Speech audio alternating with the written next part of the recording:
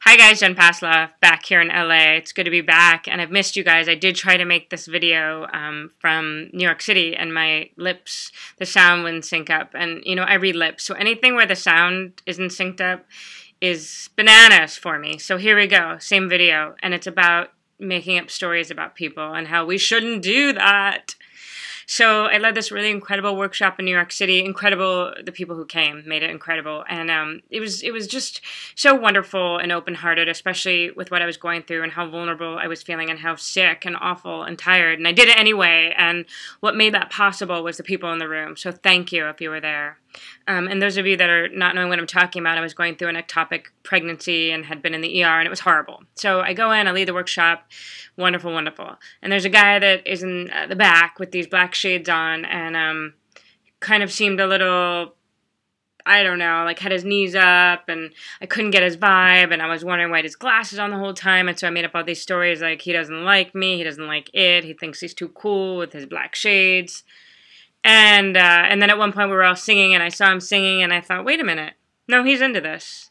And he's fully participating, and he hasn't left. And Jennifer Pastiloff, you're making up a story about him, just like people do about you. He needs those glasses. It dawned on me. Just like people make up stories like I'm an airhead, or I think I'm better than I are, or I'm not listening, when really I just can't hear. You know, I had this experience a lot over the last few weeks where people, they get annoyed with me, or they get frustrated, or they make up a story about me. I just can't hear. And I did that to him. And later he wrote me an email. We didn't get a chance to chat. He wrote me an email when he got home, and it was so beautiful. It made me cry. And his name is Howard Godnick. Thank you, Howard, for being my messenger. And he shared with me a little more about the shades. And he sent me this video where he's accepting this Courage Award at Sloan Kettering, which I'm going to link below. And it was just a great reminder. We all need reminders. I'm human. I make up stories. We all do it. It's a reminder to not do that, how important it is to be present with what is rather than what we think. He said something I want to share in his video, in his acceptance award, which is handed to him by Michael J. Fox, who I love. He said, if you walk around with your head up your ass, you're going to have smelly hair. I don't want smelly hair. I like my hair. So I'm not going to walk around with my head up my ass. I'm not going to make up stories about people. And I hope you'll join me in this challenge.